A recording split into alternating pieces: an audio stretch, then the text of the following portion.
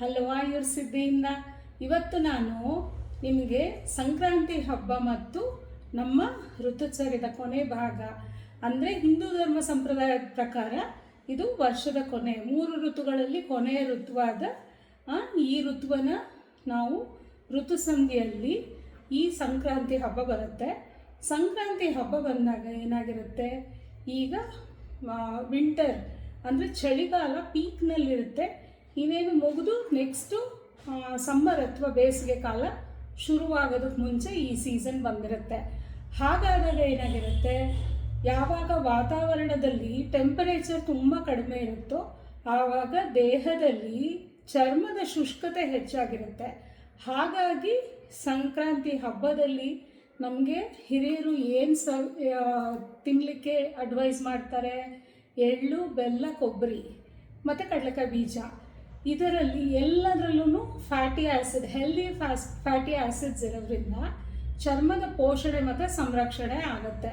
ಹಾಗಾಗ್ಬಿಟ್ಟು ಋತುಗಳ ಪ್ರಕಾರ ಸಂಕ್ರಾಂತಿ ಹಬ್ಬದಲ್ಲಿ ಎಳ್ಳಿನ ಸೇವನೆಯನ್ನು ನಮ್ಮಲ್ಲಿ ಹಿರಿಯರು ಹೇಳ್ತಾರೆ.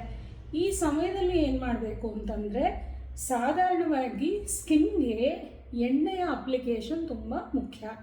ಇದನ್ನು ಯಾವ ರೀತಿ ಮಾಡಬೇಕು ಅಂದರೆ, ಸಿಂಪಲ್ಲಾಗಿ ಎಳ್ಳೆಣ್ಣೆ ಅಥವಾ ನಿಮ್ಮ ಮನೆಯಲ್ಲಿ ಯಾವುದು ಅಡುಗೆ ಎಣ್ಣೆ ಇರುತ್ತೋ ಆ ಎಣ್ಣೆಯನ್ನು ಕೂದಲಿನ ಡೈರೆಕ್ಷನ್ನಲ್ಲಿ ಹಚ್ಚಿಕೊಂಡು 10ರಿಂದ 15 ನಿಮಿಷ ನೆಂದು ಬಿಸಿ ಬಿಸಿ ನೀರು ಸ್ನಾನ ಮಾಡೋದ್ರಿಂದ ಚರ್ಮದ ಸಂರಕ್ಷಣೆ ಆಗುತ್ತೆ. ಆಹಾರದಲ್ಲಿ ಅಗಸೆ ಬೀಜ, ಎಳ್ಳು, ಕಡಲೆಕಾಯಿ ಬೀಜ, ಕೊಬ್ಬರಿ ಈ ರೀತಿಯ ಪದಾರ್ಥಗಳನ್ನ ಸೇವಿಸಬೇಕು.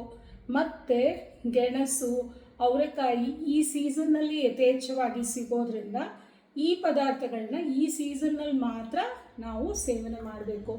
ಆವಾಗ ನಮ್ಮ ದೇಹಕ್ಕೆ ಯಾವ ಹೆಚ್ಚು ಪೌಷ್ಟಿಕಾಂಶಗಳು ಅಂದರೆ ಪ್ರೋಟೀನ್ ಈ ಕಾಲದಲ್ಲಿ ನಮಗೆ ಹೆಚ್ಚಾಗಿ ಆಹಾರದಲ್ಲಿ ಬೇಕು.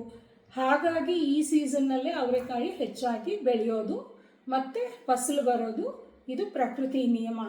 ಹಾಗಾಗ್ಬಿಟ್ಟು ಈ ಸೀಸನ್ನಲ್ಲಿ ಅವರೆಕಾಯಿ ಮತ್ತು ಗೆಣಸನ್ನ ಹೆಚ್ಚಾಗಿ ಉಪಯೋಗಿಸ್ಬೇಕು. ಮತ್ತು ಈ ಸೀಸನ್ನಲ್ಲಿ ಬರೋ ಕಾಯಿಲೆಗಳು ಹೆಚ್ಚಾಗಿ ಅಂತಂದರೆ ಶೀತ, ಕೆಮ್ಮು, ನೆಗಡಿ ಮತ್ತು ಚರ್ಮದ ತುರಿಕೆಗಳು ಇಲ್ಲ ಅಲರ್ಜಿಕ್ ಬ್ರಾಂಕೈಟಿಸ್ ಅಂತ ಹೇಳ್ತೀವಿ. ಚಳಿಯಿಂದ ಕೆಲವರಿಗೆ ಕೆಮ್ಮು ಮತ್ತು ವೀಸಿಂಗ್ ಈ ರೀತಿ ತೊಂದರೆಗಳು ಕಾಣಿಸ್ಬರುತ್ತೆ. ಇದೆಲ್ಲದಕ್ಕೂ ಏನು ಮಾಡಬೇಕು ಅಂದರೆ, ದೀಪಾವಳಿ ನಂತರ ಕೆಲವು ದ್ರವ್ಯಗಳನ್ನ ಹೇಳ್ತೀವಿ, ಲೈಕ್ ಹಸಿ ಶುಂಠಿ, ಮೆಣಸು ಈ ಥರದ್ದನ್ನು ಆಹಾರದಲ್ಲಿ, ಅರಿಶಿನ, ಹೊಸದಾಗಿ ಅರಿಶಿನ ಕೂಡ ಈ ಸೀಸನ್ನಲ್ಲಿ ಹೆಚ್ಚಾಗಿ ಬಂದಿರುತ್ತೆ. ಇದನ್ನೆಲ್ಲ ಹೆಚ್ಚಾಗಿ ಬಳಸ್ತಾ ಬಂದಾಗ ಇಮ್ಯುನಿಟಿ ಹೆಚ್ಚಾಗಿರುತ್ತೆ, ಈ ತೊಂದರೆಗಳು ಹೆಚ್ಚಾಗಿ ಕಾಣ್ಬರೋದಿಲ್ಲ. ಇದು ಸಂಕ್ರಾಂತಿಯ ಕಿರುಪರಿಚಯ ಆಯುರ್ವೇದ ಮತ್ತು ನಮ್ಮ ಸಂಸ್ಕೃತಿ ಪ್ರಕಾರ.